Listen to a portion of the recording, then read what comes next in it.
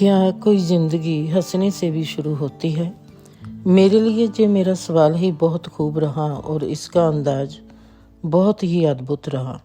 अगर संसार की यात्रा रोने से शुरू होती है तो हंसने में किस डिमेंशन की यात्रा शुरू होती है? ये सवाल मेरी उस घटना में से जन्मा था जब मैंने पहली बार उस लाश को देखा था जिसने खुद को ही मार डाला था। क्यों और कैसे कोई खुद को मारता है? क्या दर्द इतना ही गहरा हो जाता है कि व्यक्ति को जीवन से बेहतर मौत लगने लगती है? अगर कोई खुद को मारता है तो कोई खुद को जन्म भी तो देता होगा।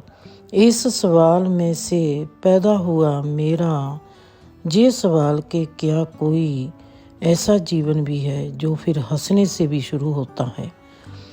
जब मेरे कदमों ने चुप डिमेंशन में प्रवेश किया तो सबसे पहले अनुभव ने ही मेरे में मुस्कान को भर दिया। मेरे इन बढ़ते कदमों के साथ ही मेरी मुस्कान ने हास्य का रूप भी धारण कर लिया।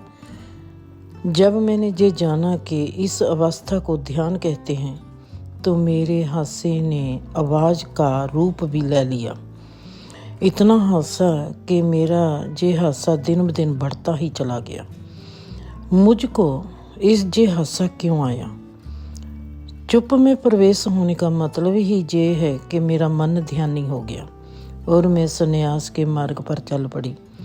चुप में प्रवेश होने से ही एक बात जो सबसे ज़्यादा मेरी समझ में आई कि व्यक्ति बहुत ही मूर्ख है।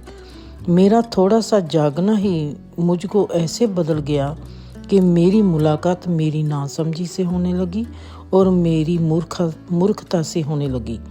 नासमझी की पहचान, ये पहचान जैसे जैसे गहरे में उतरती चली गई मुझको दिखाती गई कि वाकया ही व्यक्ति ने कैसे खुद को नासमझी से पाला हुआ है।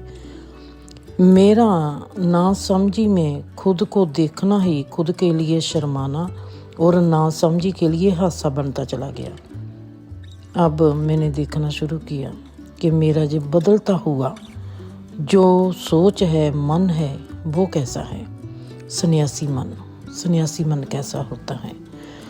मैं नहीं जानती थी कि ज़िंदगी में कोई ऐसा डिमेंशन भी होगा जो हंसने से शुरू होता है। ना ही पढ़ा था और ना ही सुना था। ऋषियों की जीवनी को देखकर कभी ऐसा ख्याल भी मन में नहीं आया था। बस ये भावना सदा ही रहती थी कि मैं भी ऋषि मुनियों की तरह जीना चाहती हूँ। चाहे हमने बहुता पढ़ा हो, सुना हो, चाहे देखा हो, पर जो अनुभव है जो हमारे पढ़े सुने और देखे को गलत कर देता है। क्यों? क्योंकि हम जो भी पढ़ेंगे या सुनेंगे या देखेंगे वो सब हम अपनी खुद की सोच और समझ के अनुसार ही पढ़ेंगे, सुनेंगे और देखेंगे और उसको समझेंगे। असलियत की पहचान तो तब आती है जब हम किसी घटना में से गुजरते हैं। संन्यास एक ऐसा डिमेंशन है जिसने व्यक्ति को असलियत में ही साथ लेके चलना है। जब मन त्यागी होता है तो संन्यास शुरू हो जाता है।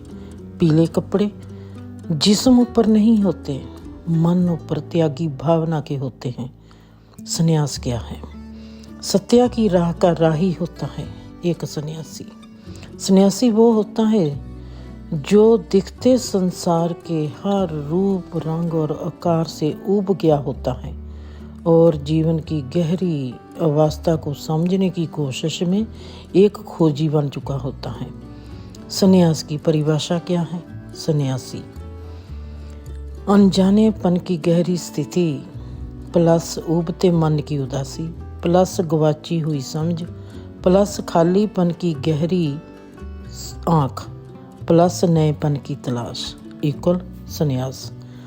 संन्यास में नई आस की एक उमंग होती है। संन्यास जीवन की गहरी खोज का पहला कदम होता है। क्या व्यक्ति की अवस्था का भी किसी रंग रूप से नाता होता है? उदासी, मन की उदासी मतलब कि मन संसार डिमेंशन से उचेट हो गया। कभी आपने देखा ही होगा, उदास व्यक्ति की स्किन पर भी पीला रंग झलकने लगता है, जैसे खून की कमी हो गई है। उदासी और फिक्र ये भी खून की कमी को ही पीते हैं। पीला रंग उदासी का है, निराशा का रंग काला होता है। निराश हुआ व्यक्ति की स्किन के ऊपर भी कालेपन की झलकन आ जाती है, जो मौत की ओर जाता है। पीला रंग बदलाहट की ओर जाता है। मेरे सन्यासी मन की ये है पहली बात। अब सन्यासी मन की पहली स्थिति क्या होती है, इसको हम लेके चलते हैं आगे के एपिसोड में।